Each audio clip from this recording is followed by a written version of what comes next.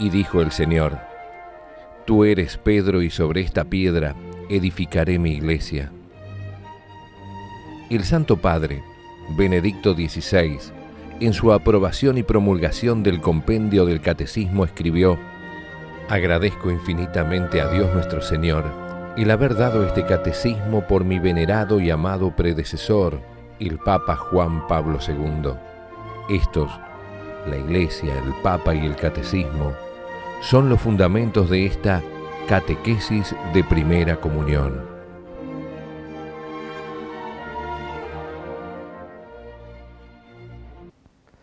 En el nombre del Padre, y del Hijo, y del Espíritu Santo. Amén. Ave María Purísima, sin pecado concebida. Bienvenidos, queridos amigos, a nuestro curso para padres y catequistas de primera comunión. Hoy en nuestro programa número 35. Y hoy finalizaremos la etapa en la que hemos ido contando para los chicos las parábolas del Señor. Las parábolas que también hemos llamado aquí comparancias. Y vamos a hablar, en primer lugar hoy, de la parábola de los talentos o comparancia del reparto de dólares.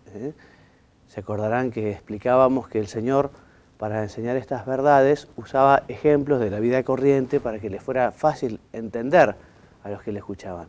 Y ahora estas parábolas, de alguna manera, están trasladadas a la actualidad. Entonces, la explicaremos según cómo podrían explicarse hoy a la gente, ¿no? Y después explicaremos un poquito realmente cómo las contó el Señor. Y dice así: el presidente del directorio de una gran compañía exportadora tuvo que irse al extranjero por bastante tiempo.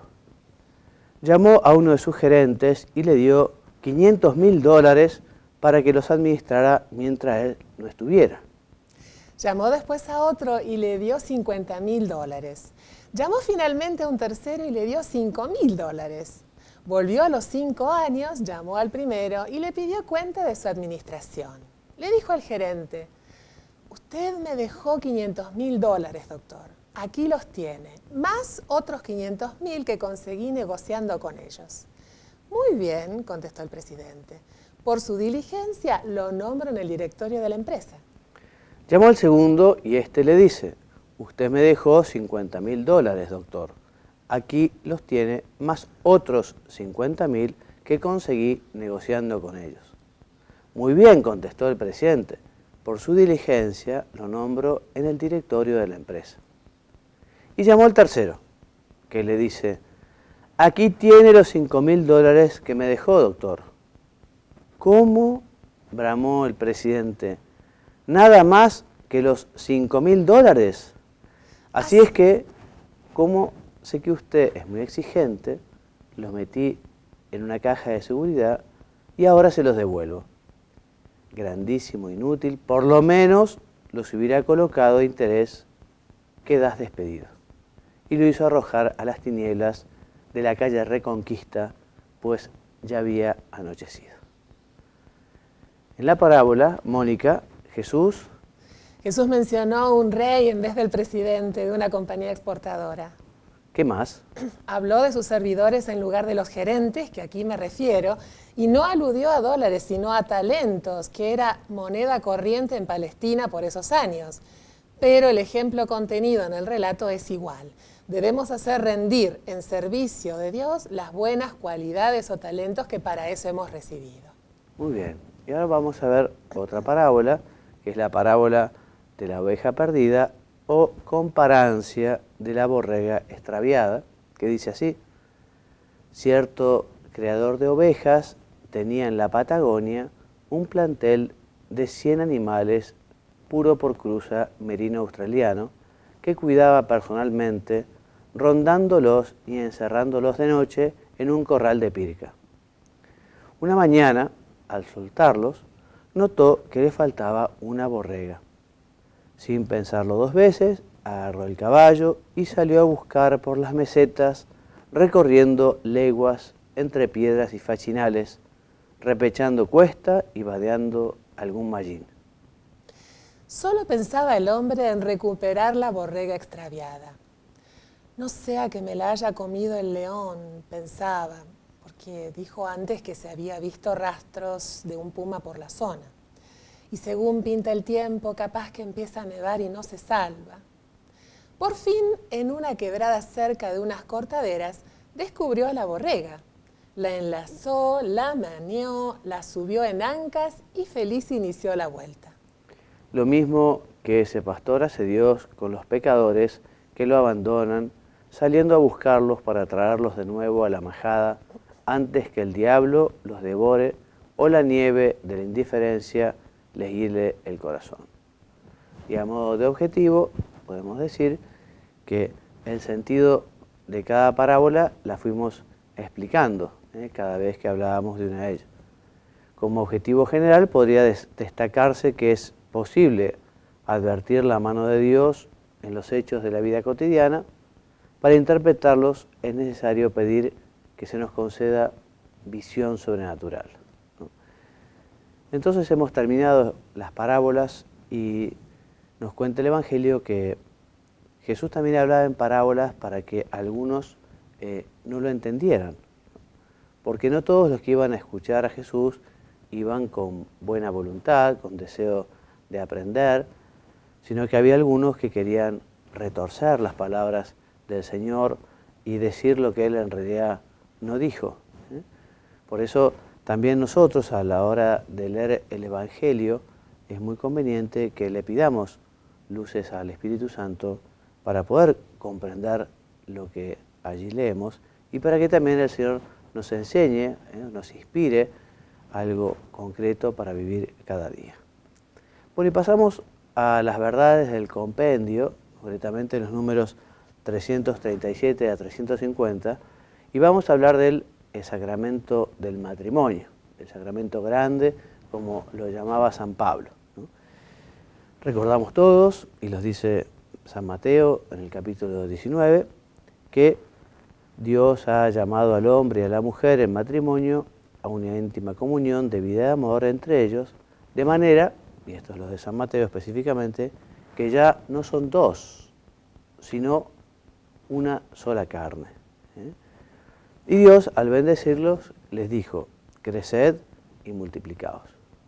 Qué oportuno puede ser recordar algo que muchos ya lo saben, que el matrimonio no es creación de los hombres, el matrimonio lo creó Dios desde el inicio de los tiempos. Después Jesús lo que hizo fue elevarlo a la categoría de sacramento para darle una mayor gracia, mayor capacidad a los contrayentes, a los cónyuges, de quererse más y de cumplir mejor sus responsabilidades matrimoniales. Pero que el matrimonio sea una con uno y para siempre, eso es de ley natural, aunque quizá las leyes intenten cambiarlo y quieran decir otra cosa. Pero continuemos con las verdades del compendio. Mónica, ¿qué nos dice sobre la alianza matrimonial del hombre y la mujer? Nos dice que fue fundada y estructurada con leyes propias dadas por el Creador. Está ordenada por su propia naturaleza a la comunión y al bien de los cónyuges y a la procreación y educación de los hijos. Muy bien. Jesús nos enseña que según el designio original divino, esa unión matrimonial es indisoluble. Y son los mismos fines del matrimonio los que exigen la indisolubilidad, porque realmente para que esa comunidad de vida y de amor realmente haya entrega y generosidad, hace falta que sea para siempre. Ninguna mujer o difícilmente querría realmente traer hijos al mundo si supiera que pueda ser abandonada en cualquier momento, ¿no? Y además justamente esa indisolubilidad es una manifestación de amor, ¿no? Porque realmente es la perseverancia en el cariño, que el amor no es algo solo de sentimiento de un momento determinado, sino que es decisión de perseverar en el amor, decisión de ser fiel. Entonces, Él mismo nos lo dice, el Señor, lo que Dios ha unido, que no lo separe del hombre. Por eso es tan importante hoy y siempre, ¿no? Pero la preparación para el matrimonio, realmente que se conozcan aquellos que van a dar ese consentimiento, ese compromiso, que es muy importante y que efectivamente es para siempre. Muy bien, esa unión matrimonial está muy frecuente amenazada por la discordia y la infidelidad. Entonces, Dios al hombre y a la mujer les da la gracia para vivir según ese designio divino. Para eso es el sacramento, para que entre bautizados tengan una mayor facilidad en vivir este compromiso. Dios, en su revelación sobre el matrimonio, ayudó a su pueblo a madurar, ¿no? Fue progresiva esa conciencia en la unidad y en la indisolubilidad. De hecho, a Jesús le preguntaron cómo era esto, porque parecía que, en fin, no estaba muy claro.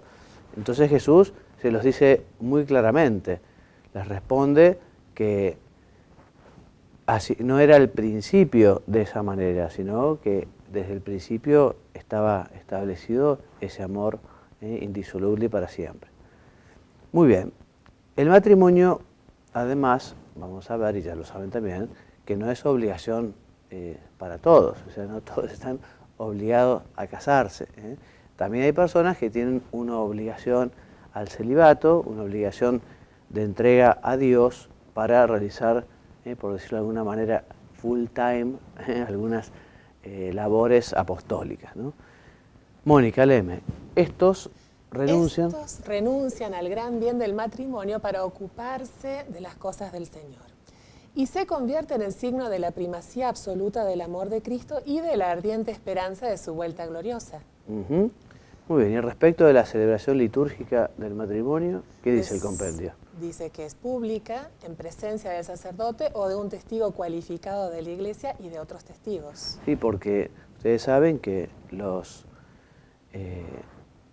en el matrimonio, típica pregunta que es difícil, yo se las tomo a mis alumnos, siempre le pregunto, así cuando tiene un poco de duda, bueno, ¿quiénes son los ministros? ¿O quién es el ministro del sacramento, ¿no?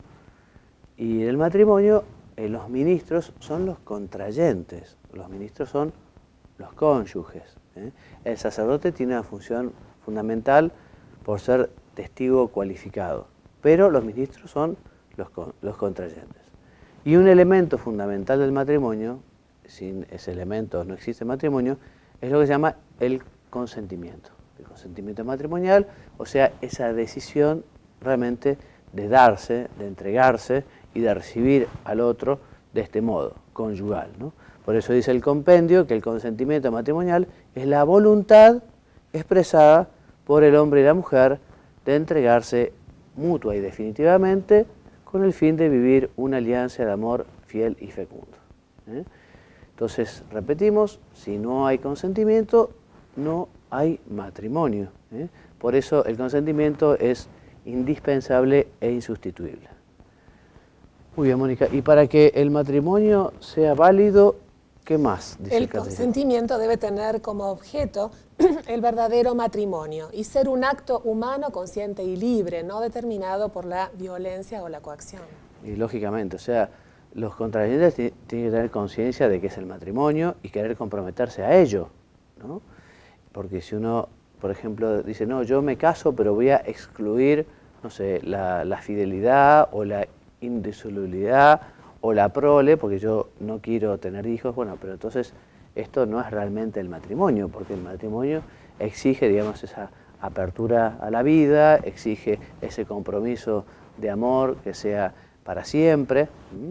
O sea, no confundamos, digamos, un consentimiento matrimonial con un consentimiento de otra cosa, ¿no? Porque el matrimonio, en el modo de realizarse al inicio, es de alguna manera un acuerdo de voluntades, ¿no?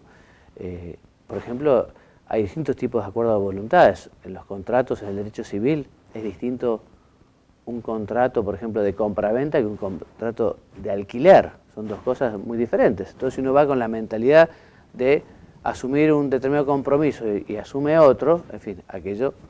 Por eso es muy importante que tenga bien claro el que se va a casar en qué consiste el compromiso matrimonial. Que tiene que ser libre, no puede haber coacción, porque si hay violencia, si hay obligación, si no hay libertad, en fin, ese consentimiento está viciado. Bien. ¿Qué más, Mónica? Para ser lícitos los matrimonios mixtos, ¿qué es un matrimonio mixto? Entre católico y bautizado no católico, necesitan la licencia de la autoridad eclesiástica. Exactamente. ¿Se puede casar bien un católico y un católico, un bautizado pero no católico? Por ejemplo, evangélico, luterano, han recibido un bautismo trinitario, pero no tiene perfecta unión con, por ejemplo, con el romano pontífice, con el papa, no pertenece a la Iglesia católica. Para eso hay que pedir una autoridad, que siempre se da, obviamente, ¿no? También están los matrimonios con disparidad de culto, o sea que es un católico con un bautizado. Para eso también se pide la autoridad eclesiástica y la autoridad eclesiástica da esa dispensa. En todo caso, es esencial que los cónyuges no excluyan, ¿no?, la aceptación de los fines y las propiedades esenciales del matrimonio. Y también el cónyuge católico adquiere el compromiso de educar a los hijos en la fe. ¿Cuáles son, Mónica, los efectos del matrimonio entre los contrayentes? Los efectos. Crea entre los cónyuges un vínculo perpetuo y exclusivo. Dios mismo ratifica el consentimiento de los esposos. Por tanto, el matrimonio rato y consumado entre bautizados no podrá ser nunca disuelto. Confiere a los esposos la gracia necesaria para alcanzar la santidad en la vida conyugal y acoger y educar responsablemente a los hijos. Muy bien. Los pecados gravemente contrarios al sacramento del matrimonio son, Mónica. Son los siguientes: el adulterio, la poligamia, el rechazo de la fecundidad y el divorcio. Muy bien. Sí admite la Iglesia la separación física, pero la separación no rompe el vínculo. Además, evidentemente, para que haya una separación tiene que haber unas causas que sean graves. Y quienes se han separado por algunas causas graves, de alguna manera también tienen el compromiso de procurar arreglar las cosas para poder volver a vivir juntos, ¿no? Bien, pero lo hemos dicho recién, si hay habido separación, mientras viva el otro cónyuge, no son libres para contraer una nueva unión, a menos que se declare la nulidad, esto es, declarar que nunca existió verdadero matrimonio. Dice la Escritura, quien repudia a su mujer y se case con otra, comete adulterio contra ella, y si ella repudia a su marido y se casa con otro, comete adulterio. Muy bien. Hacia ellos la Iglesia muestra una solicitud importante. La Iglesia no abandona a los católicos que se han casado nuevamente por civil, en fin, que han hecho otra unión.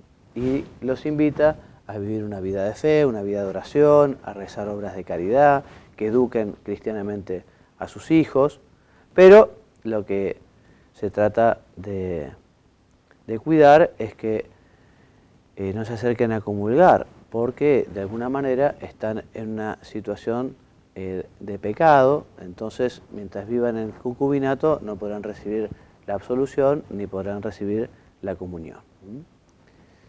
Bueno, y para ir terminando decimos que la familia cristiana es llamada iglesia doméstica. ¿Por qué? Porque manifiesta y realiza la naturaleza comunitaria y familiar de la Iglesia en cuanto familia de Dios. Cada miembro, según su propio papel, ejerce el sacerdocio bautismal, contribuyendo a hacer de la familia una comunidad de gracia y de oración, escuela de virtudes humanas y cristianas y lugar del primer anuncio de la fe a los hijos. Muy bien, Mónica. Y respecto de los consejos que habitualmente ofreces a los padres y catequistas, ¿qué nos contás hoy? Hay un tema muy lindo que tenemos que tener presente siempre, y es que nos miramos en espejo, hacemos algo, hacemos esto de mirarnos en espejo cuando juzgamos, cuando emitimos una opinión sobre alguien y le ponemos un rótulo, decimos fulano es tal cosa, mengana es tal otra, ¿no? Tenemos que tener mucho cuidado porque lo que estamos diciendo, cuando lo hagamos, pensemos si no estamos en parte reflejándonos nosotros en ese veredicto que estamos dando en ese momento. Nos dice San Pablo en su carta a los Romanos, capítulo 2, versículo 1. Vamos a leerlo juntos. Dice, tú que pretendes ser juez de los demás, no importa quién seas, al juzgar a otros, te condenas a ti mismo, ya que haces lo mismo que condenas. Es un error que cometemos, y me tengo que incluir, no me puedo excluir, y cometemos con muchísima frecuencia. ¿Y saben qué es lo que me invitó a traer esto? Estaba leyendo un librito que es muy viejo, son 5 minutos de Dios, del padre Alfonso Milagro, y él dijo esto, miren qué fuerte. No seas tan fácil en darte a ti mismo el certificado de buena conducta, siendo tan exigente para dárselo a los que te rodean. No sea que Dios te invierta los papeles y te juzgue aplicando tu nivel de exigencia. Desde luego me lo dije yo antes de compartirlo con ustedes. Muy bueno, Mónica, muchas gracias. Bueno, y vamos a continuar con nuestra explicación de la instrucción general del misal romano y vamos a ver rápidamente, porque nos quedan pocos minutos de programa, cómo en la iglesia tiene que haber un orden, y hemos visto ya algunos temas, y concretamente el orden que tiene que existir en el presbiterio, ¿no? El presbiterio. Y nos dice la instrucción, sobre la mesa del altar se puede dejar solamente lo que se requiere para la celebración de la misa, a saber, el evangelario, desde el comienzo de la celebración de la misa hasta la proclamación del evangelio. Desde la presentación de las ofrendas hasta la purificación de los vasos también estarán en el altar el cáliz con la patena, el copón si es necesario y además el corporal y el purificador, la palia y el misal. Además se dispondrá discretamente lo que tal vez sea necesario para amplificar la voz del sacerdote y los fieles lo puedan escuchar. También se pondrán los candeleros que se requieren en cada acción litúrgica como expresión de veneración o celebración festiva. Muy bien, sobre el altar o cerca del altar también se encontrará o se colocará de modo que todo forme una unidad armoniosa y no impida a los fieles ver fácilmente qué se hace y en el altar. Por eso también sobre el altar o junto a él se colocará una cruz con la imagen de nuestro Señor crucificado, de modo que se pueda ver bien tanto el celebrante como la asamblea. Conviene que esta cruz, al evocar a los fieles la pasión salvadora del Señor, permanezca cerca del altar, también fuera de la celebración litúrgica. Muy bien, vamos a hablar un poquito del ambón. Ustedes saben que el ambón es el lugar donde, como ven en esta foto, el sacerdote lee el Evangelio, también previamente algún fiel laico ha leído las lecturas. Mónica, ¿qué nos dice la instrucción del misal romano sobre el ambón? Nos dice, la dignidad de la palabra de Dios exige que en la iglesia haya un lugar adecuado desde donde se la anuncie y hacia el cual converja espontáneamente la atención de los fieles durante la liturgia de la palabra. Muy bien, ¿qué más? Conviene que en general este lugar sea un ambón fijo y no un simple atril movible. Muy bien, ese ambón, según la estructura de cada iglesia, debe estar dispuesto de tal manera que los ministros ordenados y los lectores puedan ser cómodamente vistos y oídos por los fieles. Desde el ambón se proclama únicamente las lecturas, el salmo responsorial y el pregón pascual. También desde él pueden hacerse la homilía y las intenciones de la oración universal. La dignidad del ambón exige que solo suba a él un ministro de la palabra. También nos dice la instrucción que es conveniente que el ambón nuevo sea bendecido antes de ser destinado al uso litúrgico, según lo prescribe el ritual romano. Vamos a ver ahora las diversas sedes que se encuentran en la iglesia. Por un lado está la sede para el sacerdote y también habrá otros asientos para otros celebrantes o concelebrantes. Entonces la sede del sacerdote celebrante debe significar su función de presidente de la asamblea y de moderador de la oración. ¿Y qué más, Mónica? Por tanto, su lugar más conveniente es de cara al pueblo, al fondo del presbiterio, a menos que lo impida la estructura del edificio u otra circunstancia. Por ejemplo, si a causa de la excesiva distancia resulta difícil la comunicación entre el sacerdote y la asamblea de los fieles, o si el sagrario está en el medio detrás del altar. Evítese toda apariencia de trono. Es conveniente que la sede sea bendecida antes de ser destinada al uso litúrgico, según el rito descrito en el ritual romano. Muy bien. También en el presbiterio se han de colocar los asientos para los sacerdotes concelebrantes y para los presbíteros, que que revestidos con la vestidura coral asisten a la celebración, aunque no concelebran. El asiento para el diácono, colóquese cerca de la sede del celebrante, y para los otros ministros, ubíquense de tal modo que se distingan claramente de los asientos del clero y ellos mismos puedan cumplir con facilidad el oficio que se les ha confiado. Porque vamos a ver todo el tema de la oración, el arte de la comunicación con nuestro Padre Dios, ¿no?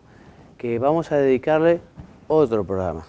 Entonces la semana que viene hablaremos de la historia sagrada y continuaremos con estas enseñanzas de la instrucción general para el misal romano. Y un nuevo programa continuaremos entonces hablando sobre la oración. Bueno, les agradecemos su presencia. Como ustedes saben, toda esta información la pueden encontrar en el sitio www.institutodeteología.org o en oracionesydevociones.info. También quienes quieran escribirnos porque tengan algunas dudas o tengan algunas inquietudes, pueden escribirle a Mónica en este correo, secretariaifti@gmail.com, o me pueden escribir a mí, juanmariagallardo@gmail.com. Bueno, muchas gracias por su presencia. Me despido enviándoles la bendición. Que Dios los bendiga y los haga muy santos. Amén. Muchas gracias por estar allí. Los esperamos la semana que viene. Y dijo el Señor: Tú eres Pedro, y sobre esta piedra edificaré mi iglesia.